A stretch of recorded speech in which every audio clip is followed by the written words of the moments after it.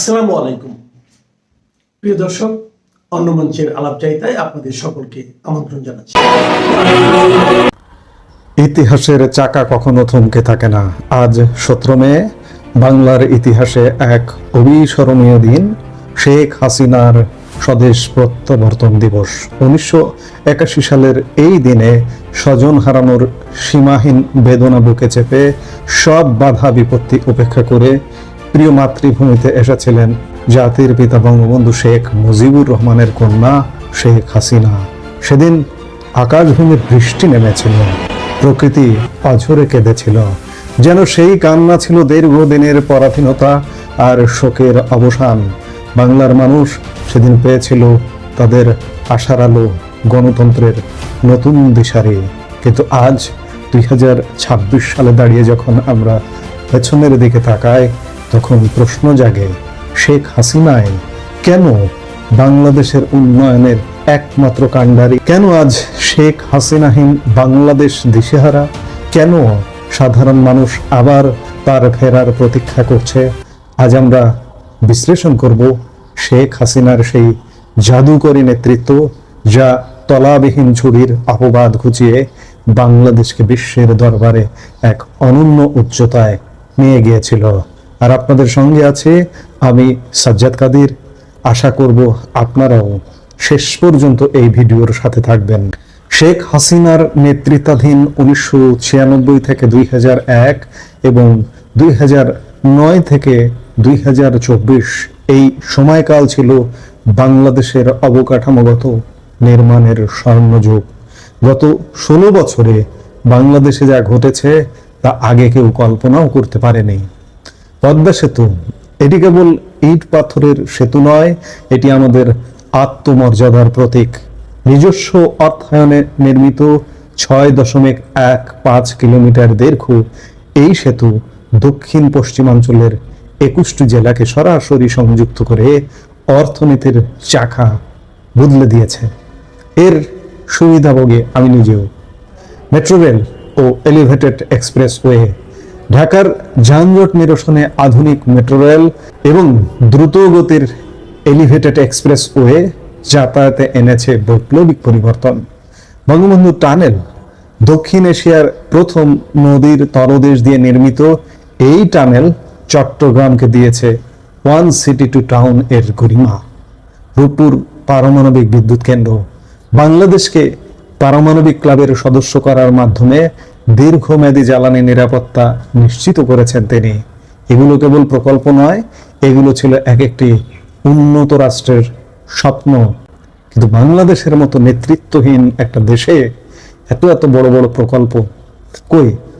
আমরা বাকি সময়, এই যে 55 বছরের স্বাধীন বাংলাদেশে বাকি সময় তো আরো শাসক ছিলেন, আমরা তাদের হাতে তো পাইনি। বঙ্গবন্ধু আমাদের স্বাধীনতা দিয়েছেন, কিন্তু তাকে এগুলো করতে সুযোগ দেওয়া হয়নি। 3.5 বছরের মধ্যে তাকে হত্যা করে পৃথিবী থেকে বিদায় করে দেওয়া হয়েছে।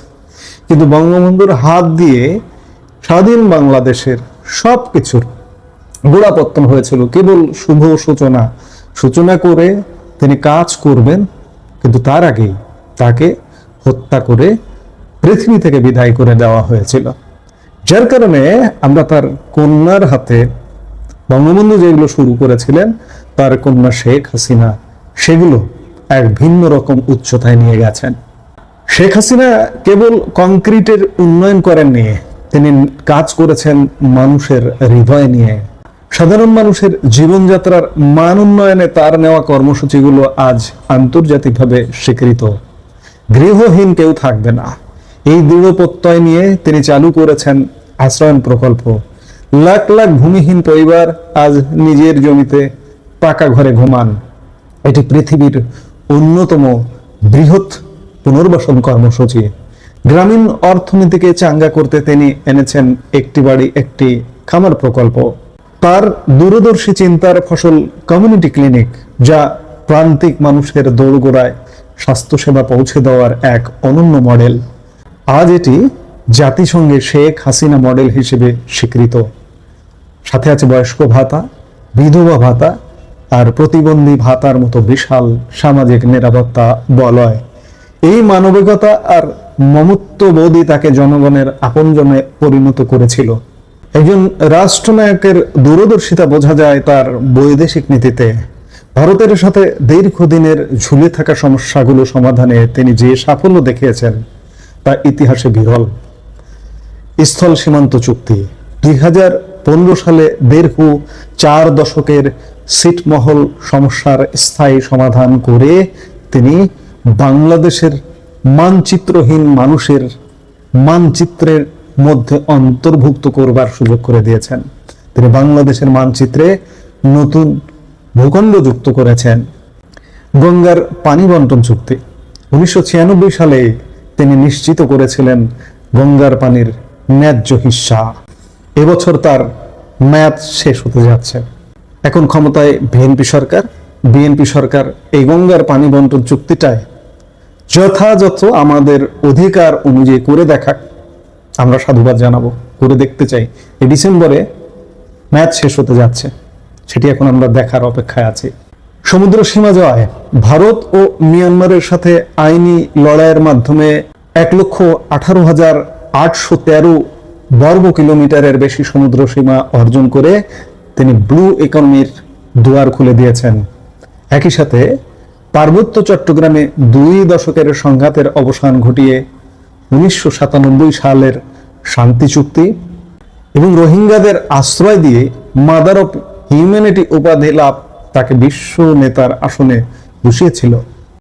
শেখ হাসিনা বাংলাদেশকে ডিজিটাল থেকে স্মার্ট বাংলাদেশে রূপান্তরের স্বপ্ন দেখিয়েছেন। আজ ইউনিয়ন পর্যায়ে ইন্টারনেট, বঙ্গবন্ধু স্যাটেলাইট 1 এবং ফ্রিল্যান্সিং খাতের বিকাশ তারই অবদান। একসময় বিদ্যুৎ ঘাটতির দেশ আজ শতভাগ বিদ্যুৎ সুবিধার আওতায়। বৈজ্ঞানিক চাষাবাদের মাধ্যমে দেশ আজ খাদ্যে স্বয়ংসম্পূর্ণ। অর্থনৈতিকভাবে বাংলাদেশ আজ বিশ্বের 35তম বৃহত্তম অর্থনীতি। তিনি 35তম রেখে গিয়েছিলেন। স্বল্পোন্নত দেশ থেকে আমরা এখন উন্নয়নশীল দেশে উত্তরণের পথে। এই যে ধারাবাহিক প্রবৃদ্ধি, এই যে স্থিতিশীলতা, এটি শেখ হাসিনার নেতৃত্বের ম্যাজিক। তাহলে কেন আজ শেখ হাসিনার বাংলাদেশ দিশেহারা? কারণ এই বিশাল উন্নয়নের কর্মযজ্ঞ আর নিরাপত্তার যে চাদর তিনি বুনেছিলেন তা আজ বড় বেশি অনুভূত হচ্ছে। কেন তিনি আবার ক্ষমতায় ফিরবেন?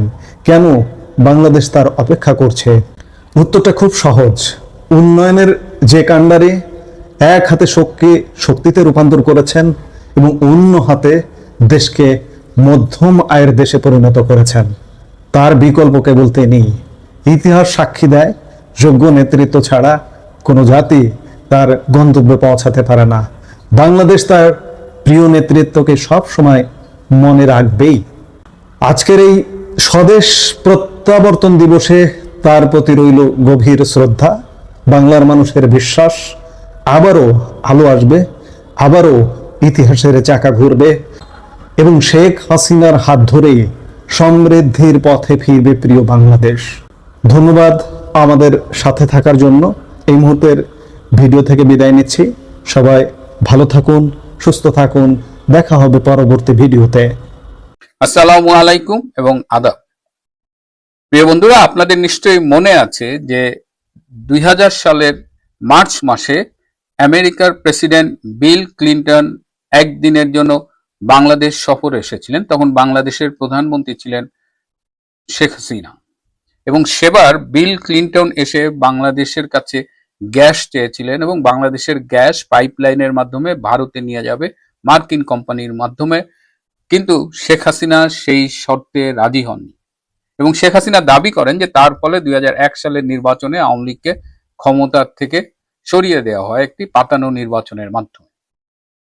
2000 সাল থেকেই আমেরিকার বাংলাদেশের গ্যাসের উপরে কুনজর ছিল। এইবার আমরা দেখলাম গত 14ই মে বাংলাদেশের পররাষ্ট্রমন্ত্রী ডক্টর খলিলুর রহমান জ্বালানি সচিবের সাথে, জ্বালানি সেক্রেটারির সাথে একটি এমওইউ স্বাক্ষর করেছেন এবং এই এমওইউ স্বাক্ষরের মধ্য দিয়ে বাংলাদেশের জ্বালানি সরবরাহ এখন মার্কিন প্রতিষ্ঠান শেভরন এবং এক্সেলারেট এনার্জির নিয়ন্ত্রণে চলে গেল বলে ধারণা করা হচ্ছে।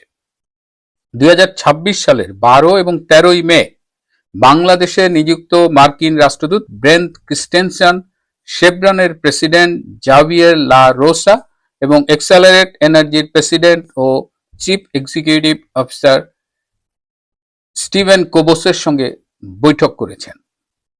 এবং 14 মে ওয়াশিংটন ডিসিতে মার্কিন জ্বালানি দপ্তরে বাংলাদেশের পররাষ্ট্রমন্ত্রী খলিলুর রহমান এবং যুক্তরাষ্ট্রের জ্বালানি সচিব ক্রিস রাইটের সঙ্গে strategic energy cooperation memorandum of understanding স্বাক্ষর করে। এবং ধারণা করা হচ্ছে যে এই সমঝোতা স্মারক স্বাক্ষরের মধ্য দিয়ে বঙ্গোপসাগরে বাংলাদেশের সামুদ্রিক সীমার উপরে নিয়ন্ত্রণ প্রতিষ্ঠার একটি কৌশলগত পদক্ষেপ হতে পারে। ডক্টর খলিলুর রহমান বেসিক্যালি আমেরিকার থেকে বাংলাদেশে ইমপ্লান্ট করা হয়েছিল। ইউনূসের সরকারে তিনি ছিলেন, সেখান থেকে তারেক রহমানের সরকারে তিনি এসেছেন, অথচ তিনি কখনো বিএনপি করেননি। ওই যে 2000 সালে যে কুনজর পড়েছিল সেটি বাস্তবায়িত হলো গত 14 মে। এবং এই বাস্তবায়নের অ্যাসাইনমেন্ট নিয়ে বাংলাদেশে এসেছিলেন ডক্টর খলিলুর রহমান, এবং তিনি মনে করেন যে তার বাংলাদেশে মার্কিন যে অ্যাসাইনমেন্ট ছিল সেটি তিনি সাফল্যের সাথে শেষ করেছেন। এই যে একটা এমওইউ স্বাক্ষরিত হলো, বাংলাদেশের জ্বালানি মন্ত্রণালয় বা পেট্রো বাংলা এরা কিন্তু কেউ তেমন কিছু জানে না। এমনকি এ ধরনের এমওইউ স্বাক্ষরিত হবার আগে যে আইন মন্ত্রণালয়ের একটা মতামত নেওয়া হয়, তারা এই এমওইউ ড্রাফট পড়ে দেখে, সেগুলো কিচ্ছু করা হয়নি। Just mister doctor Khalil wanted it and he did it with USA. এবং বর্তমান বিএনপি সরকার বলেন, বিরোধী দল জামাত বলেন, এনসিপি বলেন, সবাই কিন্তু মুখে তালা দিয়ে বসে আছে। অথচ আমেরিকা যা ইচ্ছা তাই করতে পারে, এটা নিয়ে তাদের কোনো মাথা ব্যথা নেই। এই যে চরমভাবে দাসত্ব, এই যে দুটো মার্কিন কোম্পানির হাতে আমাদের মূলত গ্যাস সরবরাহ তুলে দেওয়া হলো, এখানেই শেষ না। এরপরে তারা বাংলাদেশে কোনো এক সময় মার্কিন নৌঘাঁটি এবং বিমান ঘাঁটি করারও প্ল্যান করছে। এবং আপনারা যদি দেখেন যে চট্টগ্রাম বন্দরে মার্কিন যুদ্ধ জাহাজ ভিড়ছে, তাহলে অবাক হবেন না, এবং ধারণা করা হচ্ছে এটা হয়তো 1 বছরের মধ্যেই হবে। কক্সবাজার বিমানবন্দর, চট্টগ্রাম বিমানবন্দর দুটোকেই তারা ব্যবহার করতে চায়। কক্সবাজার বিমানবন্দরের পাশে একটা 5 কিলোমিটারের একটা জায়গা আছে, যেখানে সরকারি কর্মচারীদের জন্য আবাসন প্রকল্প গড়ে তুলেছিলেন শেখ হাসিনার সরকার, সেটার উপরে আমেরিকার একটা নজর আছে। আমেরিকা যদি চট্টগ্রাম কক্সবাজার এই অঞ্চলে ঘাঁটি করতে পারে, তাহলে তারা সমুদ্র পথে একটা ব্যাপক সুবিধা পাবে। বঙ্গোপসাগরের উপরে তাদের একটা নিয়ন্ত্রণ প্রতিষ্ঠা করার একটা সুযোগ তৈরি হবে, এবং সেটা তারা করবে বলেই এখন পর্যন্ত মনে হচ্ছে। এবং শুধুমাত্র ক্ষমতায় থাকার শর্তে, ক্ষমতায় থাকার লোভে তারেক রহমান এবং এই জামাত সবাই মিলে বাংলাদেশকে আমেরিকার হাতে তুলে দিয়েছে। এবং এই যে তুলে দেওয়া, এর বিনিময়ে বাংলাদেশের কিন্তু কোনো কিছু পাওয়া নেই। সার্বভৌমত্ব, স্বাধীনতা বিসর্জন দেওয়াই একমাত্র নয়, বাংলাদেশে আমেরিকার কেবল শুধু নেওয়ার প্রকল্প আছে। আমেরিকা বাংলাদেশকে কিছু দিয়েছে বলে, দেবে বলে এখন পর্যন্ত সেরকম কোনো লক্ষণ দেখা যাচ্ছে না।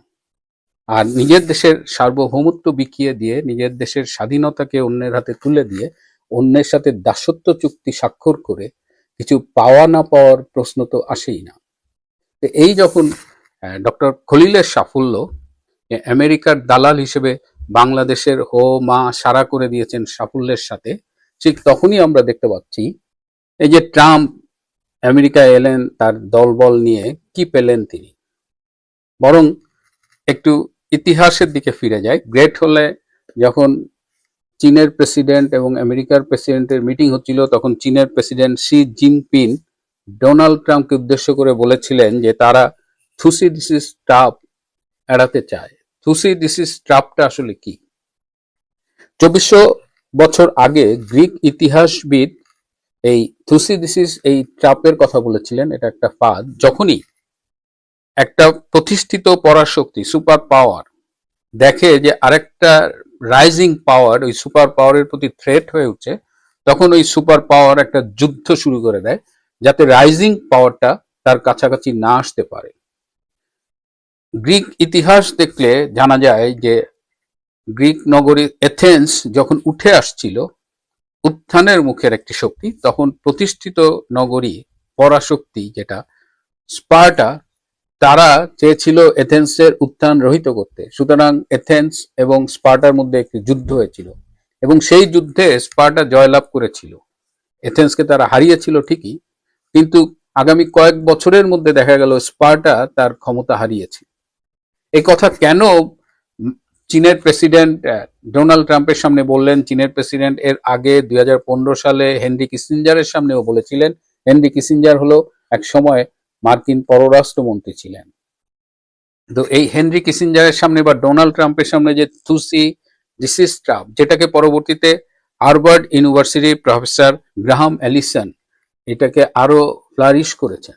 তো এইটা বর্তমান প্রেক্ষিতে এভাবেই বলা যায় যে America super power, China rising power. So China আশঙ্কা করছে যে তারা আমেরিকা নিশ্চয়ই চায়নার সাথে যুদ্ধে জড়াতে পারে, যেহেতু ইতিহাস বলে যে 16 বার এরকম পরিস্থিতির সৃষ্টি হয়েছিল এবং তার মধ্যে 12 বারই পরাশক্তি এবং রাইজিং পাওয়ারের মধ্যে যুদ্ধ বেঁধেছিল। তো চায়না এই যুদ্ধটা এড়াতে চায়। চায়না চায় যে আমেরিকা তাদের ইকুয়ালি ট্রিট করুক, যেন যুদ্ধে না যায়। আমেরিকা যেন চায়নাকে প্রতিরোধ করার বা কন্টেইন করার চেষ্টা না করে। কিছু স্পর্শকাতর ইস্যু রয়েছে, যেমন তাইওয়ান ইস্যুতে আমেরিকার অবস্থানটাকে চায়না কখনোই ভালো চোখে দেখে না। ট্রাম্প এবার একটা বুদ্ধি নিয়ে গিয়েছিল। এই আমেরিকান কোম্পানি এনভিডিয়ার নাম আপনারা শুনেছেন। এনভিডিয়া চিপ বিক্রি করে, চিপ বানায়। এই চিপ হলো যে কম্পিউটারের সিপিইউ, তারপরে আর্টিফিশিয়াল ইন্টেলিজেন্স, এগুলোর জন্য প্রয়োজন হয়। তো এই এনভিডিয়া H200 চিপ তৈরি করেছে, খুবই শক্তিশালী।